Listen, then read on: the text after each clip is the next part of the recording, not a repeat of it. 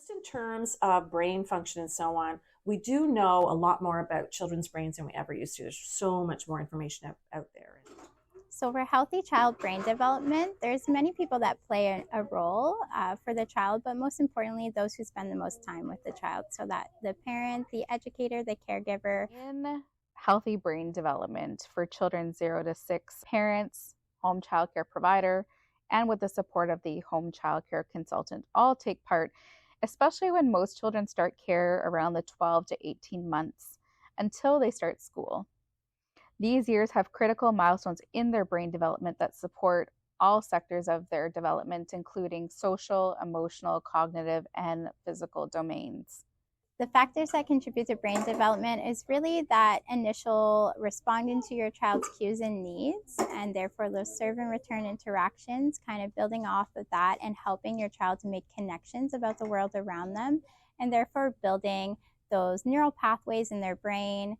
For example, if they're playing with a car and they say car, you might say orange car. We're helping to build those pathways. We do it through play. We do it through our natural daily routines. All those factors are really important. Making sure that we're focusing on that positive mental health aspect and really building on that nurturing relationship that then bleeds into brain development and overall development as well. So, what factors contribute to brain development?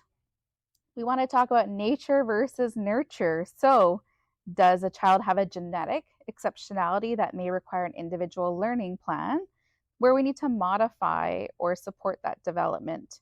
Maybe it's a medical condition that we need to accommodate within the program. So, communication about reaching certain milestones is super important, as well as allowing those learned skills in childcare to transfer both there and in the home.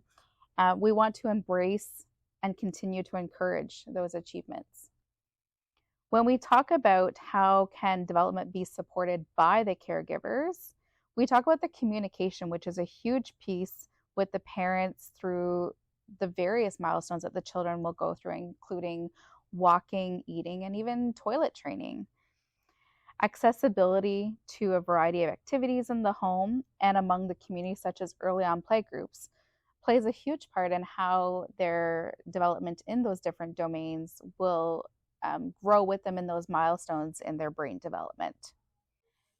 Development can be supported by caregivers by interacting with your children through serve and return interactions like what was mentioned before, really paying attention to their interests and their needs and building off of that, whether that's through play, through the experiences they're having daily, maybe even routines such as trying new foods and eating. All those things go hand in hand with development. When a child begins to dysregulate, they are in their midbrain, so up in here. And this is all where reactivity and emotion are. Okay, so when they dysregulate, that's where they go. Okay, especially for kids that are under 4, they have no ability to use the smart part of their brain yet because that part of their brain's not fully functioning yet. So for them, that's where they are. And they can't access reasoning and problem solving, which is at the frontal cortex. So often in that situation when they're in their midbrain, we forget sometimes as parents that we're not speaking to intellectual child at that moment. We're speaking to emotional child. Intellect may be up here, emotion down here, and we're speaking to emotional child, not intellectual child. So it's really important to remember the difference because we sometimes expect that child to be in an intellectual place when they can't be. So that's because that part of their brain is not there, it's not accessed. So it's always the emotional part, and there's a difference, right? The levels are never the same. It's always a bit different. So really important to remember when a child is dysregulated, intellect doesn't come into it, only emotion.